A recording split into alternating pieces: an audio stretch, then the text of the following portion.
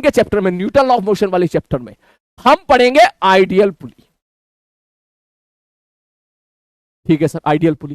बोले आइडियल पुली सर क्या है सर, ये तो बताओ। मैंने कहा आइडियल पुली का मतलब है कि सबसे पहले तो ये मासलेस होगी, बहुत मासलेस, इसका मास जो होगा वो टेंडिंग टू जीरो होगा।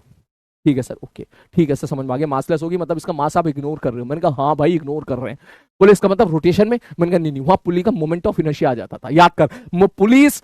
पुलिस लाइक ए डिस्क, ठीक, तो डिस्क का मोमेंट ऑफ इनर्शिया mr²/2, तो मास होगा तभी तो मोमेंट ऑफ इनर्शिया लिखोगे ना, तो वो अलग केस है, ये अलग केस है। ठीक है सर, और मैंने कहा इसका जो शेप होता है, पहले इसका शेप देखो, इसका शेप होता है ऐसा, आपने पढ़ा होगा घिरनी शेप का, ठीक है, इसको हिंदी में घिरनी बोलते हैं सर। इस प्रकार से हम लोग यहाँ पे मास लटका दिया करते थे, लाइक दिस।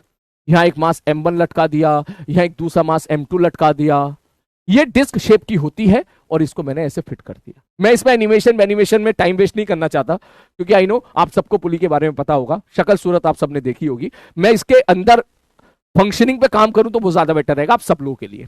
ठीक है सर, मैंने कहा इसके ऊपर क्या होता है, रस्सी ना ऐसे लिपटी हुई होती है ऐसे। ठीक है सर जी, मैंने कहा ठीक है भाई साहब। मैंने कहा मजेदार बात यह है कि यहां पर देयर इज नो फ्रिक्शन